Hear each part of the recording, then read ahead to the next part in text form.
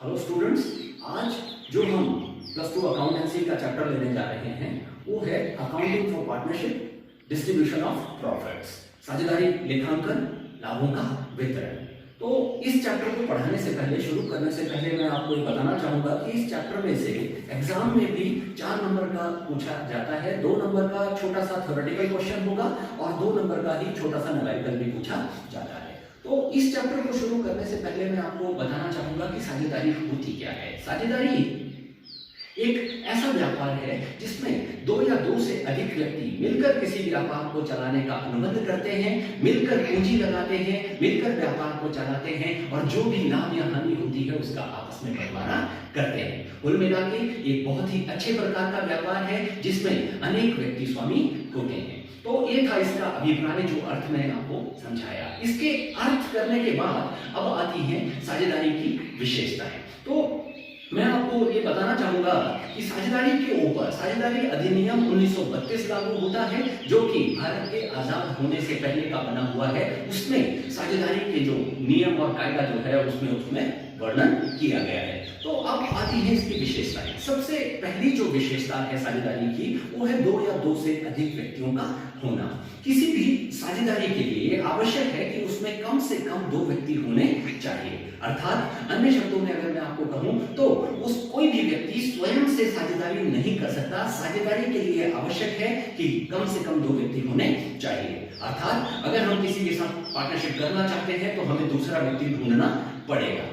इसमें एक और चीज मैं जोड़ना चाहूंगा कि जो अधिकतम संख्या है साझेदारों की, उसके बारे में साझेदारी अधिनियम में कोई भी वर्णन नहीं किया गया है, लेकिन कंपनी अधिनियम 2013 में यह बताया गया है कि साझेदारी में ज्यादा से ज्यादा 50 व्यक्ति जो हैं साझेदार के रूप में कार्य कर सकते हैं। अगर इससे भी ज्यादा संख्या में साझेदार हो जाते हैं तो उसे जो है वो बिल्कुल अवैध संस्था माना जाएगा। कुल मिला के कम से कम इसमें 2 व्यक्ति होने चाहिए, ज्यादा से ज्यादा इसमें 50 हो सकते हैं। लेकिन अगर आपकी साझेदारी जो है किसी बैंकिंग व्यवसाय को करने के लिए आप बना रहे हैं तो उसमें 10 व्यक्तियों से ज्यादा जो है साझेदार नहीं हो सकते। तो ये इसकी पहली विशेषता थी जिसमें मैंने आपको पढ़ाया कि इसमें कम से कम 2 व्यक्ति होना लाजमी है। उसके अलावा ज्यादा से ज्यादा इसमें 50 हो सकते हैं सामान्य व्यापार में।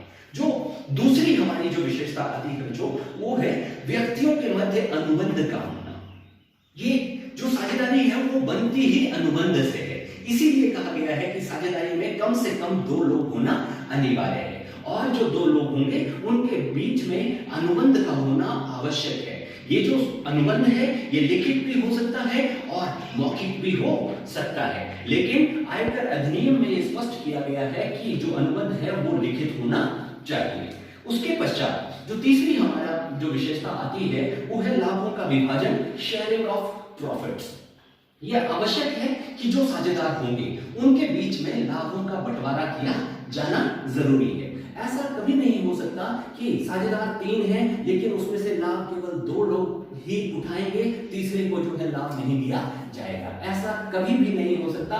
बेशक तीसरे को थोड़ा कम दिया जाएगा लेकिन उसको भी देना पड़ेगा। अर्थात साझेदारी की एक विशेषता यह भी है कि उसमें जो भी लाभ होगा उसका आपस में बंटवारा किया जाएगा। कोई ज्यादा ले सकता है, कोई कम ले सकता है, लेकिन बंटेगा सब में। उसके पश्चात जो हमारी चौथी विशेषता आती है वो है व्यवसाय का संचालन सभी के द्वारा अथवा सभी की तरफ से एक साझेदार के द्वारा किया जा सकता है। कुल मिला के साझेदारी की जो विशेषता है वो ये है कि साझेदारी में जितने भी साझेदार होंगे वो सारे मिलकर व्यापार को चला सकते हैं, या अगर सारे ना चलाना चाहें तो कुछ व्यक्ति उन सब की तरफ से भी उस व्यापार को चला सकते हैं। जैसे फॉर एग्जांपल कि 3 लोग साझेदार हैं और उन 3 में से केवल एक व्यक्ति है वही व्यापार को चला रहा है, तो ऐसा हो सकता है जो दूसरा और तीसरा है अगर वो चाहे तो पहले वाला उनके हित में उस व्यापार का संचालन कर सकता है। उसके पश्चात जो हमारी अगली विशेषता है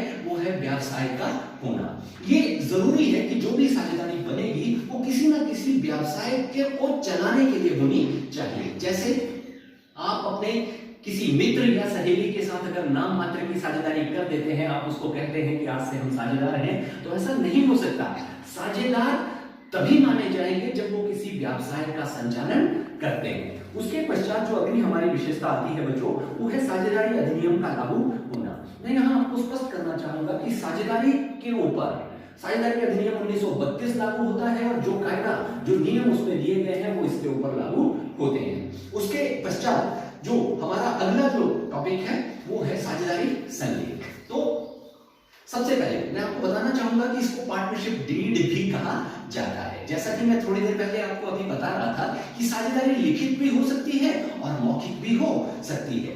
ये जो लिखित साझेदारी होती है, जिस प्रपत्र पे ये साझेदारी की जाती है, अर्थात जिस कागज पे वो साझेदारी की शर्तों को लिखा जाता है, वर्णन किया जाता है, उस कागज को जो है साझेदारी संलेख के नाम से पुकारा जाता है। ये बहुत ही महत्वपूर्ण दस्तावेज है और अगर भविष्य में कभी भी साझेदारों के बीच में कोई अनबन होती है और कभी भी वो न्यायालय में जाते हैं जहां पर उनको कोई इस तरह की आपस में कोई विवाद पैदा हो जाता है, तो इस विवाद का निपटारा इस साझेदारी संलेख में दी गई शर्तों के आधार पर ही किया जाता है। तो अब हम पढ़ने जाएंगे कि साझेदारी संलेख में किन किन बातों का वर्णन किया जाता है, किन किन बातों को इसमें बताया जाता है। तो सबसे पहले जो इसमें आती है वो है फर्म का नाम और पता। तो मैं आपको बताना चाहूंगा कि फर्म होता क्या है। साझेदारों के समूह को फर्म कहा जाता है और जब कभी हम साझेदारी बनाते हैं तो उसका कोई ना कोई नाम रखा जाता है। साझेदारी संलेख में सबसे पहली चीज अगर कोई आएगी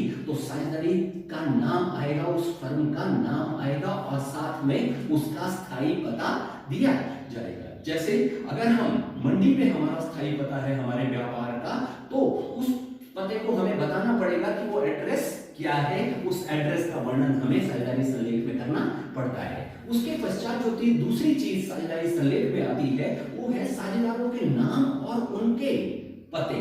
अर्थात इसमें साझेदारों के नाम भी हमें बताने पड़ते हैं कि राम, श्याम, मोहन जितने भी होंगे सबके नाम और उनके स्थायी पतों को भी इसमें बताया जाएगा कि राम के घर कहाँ है, श्याम के घर कहाँ है और मोहन के घर कहाँ है, सभी का स्थायी पता भी इसमें दिया जाएगा। तीसरी बात जो इसमें आती है व्यवसाय की प्रकृति इसमें आती है कि आपके व्यापार का जो बिजनेस है आपके द्वारा किया जा रहा है उसकी प्रकृति क्या है, उसका नेचर क्या है। अर्थात आपका मैन्युफैक्चरिंग बिजनेस है या ट्रेडिंग बिजनेस है। मैन्युफैक्चरिंग बिजनेस को हिंदी में निर्माणी व्यवसाय कहा जाता है। अर्थात आप कच्चे माल की मदद से पक्का माल तैयार करेंगे, जैसे कि कच्ची लकड़ी से अगर आपके व्यापार में फर्नीचर बनाया जाता है, वो मैन्युफैक्चरिंग बिजनेस के नाम से पुकारा जाएगा।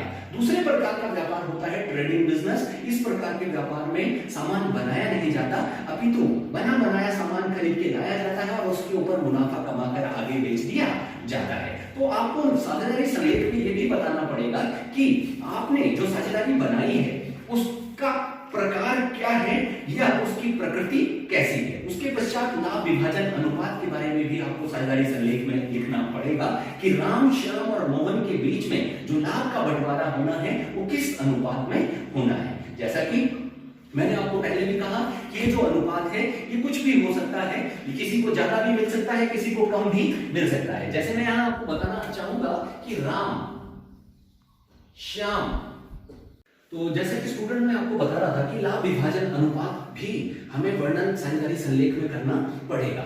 जैसे हम मान लेते हैं कि राम, श्याम और मोहन 3 साझेदार हैं और उनके बीच में हमें मान लेते हैं कि जो लाभ है वो 3:2:1 में बटेगा।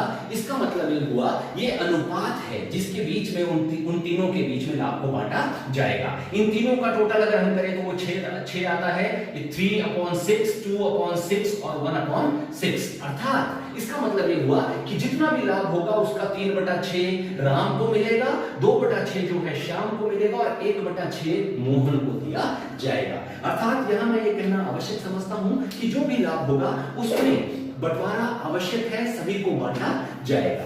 उसके पश्चात जो साझेदारी संलेख में आने वाली अगली हमारी जो बात है वो है साझेदारों की पूंजी। अर्थात जो साझेदारी में पैसा लगाया जाएगा, पूंजी साझेदारों के द्वारा लगाई जाएगी, वो कितनी कितनी होगी। अर्थात राम कितना लगाएगा, श्याम कितना लगाएगा, मोहन कितना लगाएगा, इसका वर्णन भी वहां करना पड़ेगा। ये पूंजी किसी के द्वारा लाखों में भी हो सकती है, कोई व्यक्ति हो सकता है इसमें हजारों में लगाए, कोई तीसरा हो सकता है इसमें करोड़ों में भी लगा सकता है। कुल मिलाकर ये पूंजी जो है वो ज्यादा और कम भी हो सकती है। उसके पश्चात पूंजी पर ब्याज। हमें यहाँ ये भी बताना पड़ेगा कि जो साझेदारों के द्वारा जो व्यापार में पूंजी लगाई गई है उसके ऊपर ब्याज कितना प्रतिशत की दर से दिया जाएगा।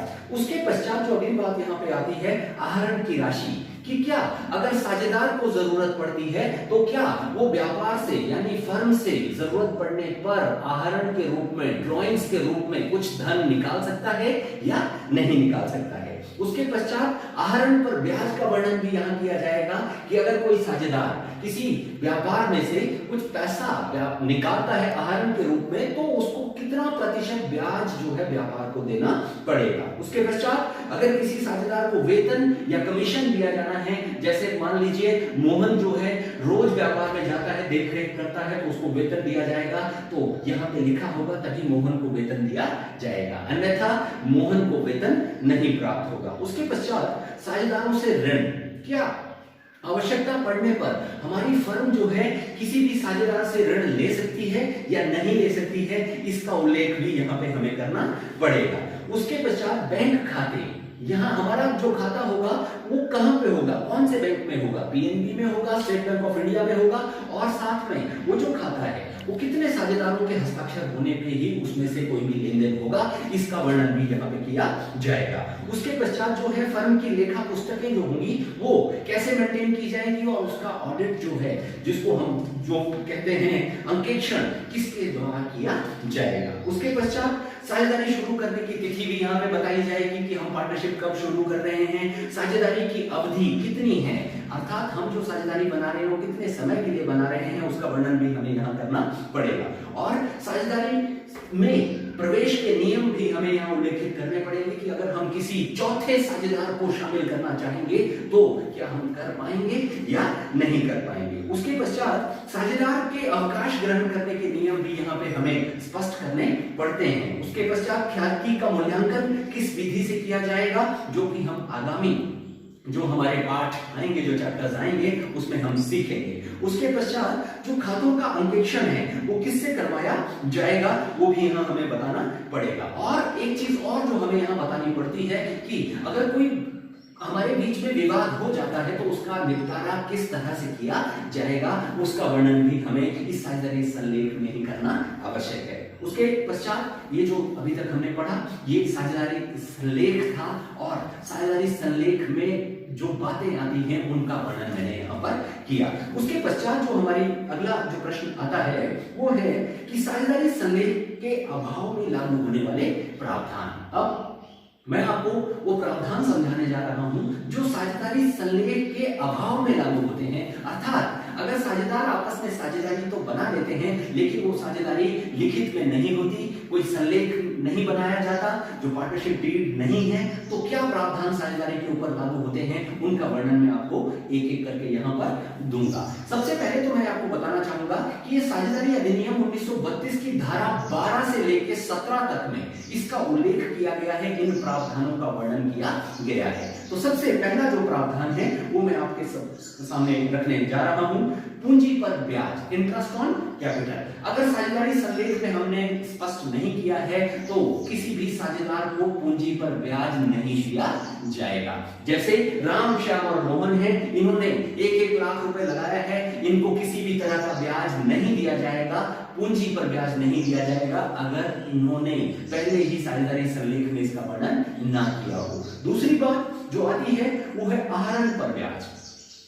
साझेदारों के बारे में ये प्रावधान ये भी दिया गया है कि अगर साझेदार कोई पैसा निकालते हैं तो उनसे किसी भी तरह का ब्याज नहीं लिया जाएगा अगर साझेदारी संलेख में इसका वर्णन नहीं किया गया है। उसके पश्चात अगली जो हमारी बात है लाभ हानि विभाजन अनुपात। अगर लाभ हानि विभाजन का जो अनुपात है वो स्पष्ट नहीं किया गया है, अगर उसमें नहीं कहा गया है कि कैसे वो लाभ का बंटवारा करेंगे, इन दैट केस जो लाभ है वो बराबर बांटा जाएगा। जैसे मैं यहां स्पष्ट करना चाहूंगा कि राम, श्याम और मोहन के बीच में अगर साझेदारी संलेख में ये पहले से क्लियर नहीं है कि वो लाभ को कैसे बांटेंगे तो उनके जो लाभ का बंटवारा है वो 1:1:1 में होगा, यानी 1/3, 1/3 और 1/3 इस तरह से, यानी तीनों को बराबर हिस्सा प्रदान किया जाएगा। उसके पश्चात जो अगला जो प्रावधान है वो है साझेदार का वेतन एवं कमीशन। देखिए साझेदारी संलेख में अगर ये स्पष्ट नहीं किया गया है कि किस साझेदार को वेतन दिया जाएगा, कमीशन दिया जाएगा